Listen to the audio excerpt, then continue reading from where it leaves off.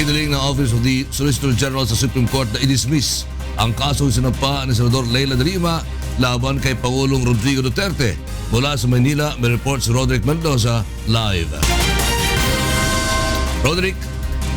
Lakay, itinadidismiss ng opisina ng Solicitor General sa Korte Suprema ang isinampang kaso ni Senador Leila de Lima laban kay Pangulong Rodrigo Duterte. Katwiran ng Solicitor General, may absolute immunity sa lahat ng kaso ang Pangulo. Kabilang na dito ang inihaing writ of habeas data ni de Lima. Sinabi pa ng OSD na sa kanilang memorandum na matagal ng doktrina ng Korte na hindi maaaring kasuhan ang isang nakaupong Pangulo at wala silang nakikitang dahilan upang baguhin ito.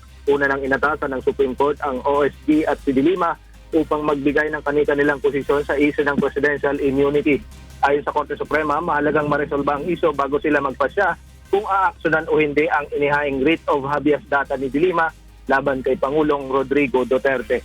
Layunin ng petisyon ni de Lima na hamunin ang immunity ni Pangulong Duterte at patigilin ang umano'y paniniktik at pambabasto sa kanya bilang isang babae.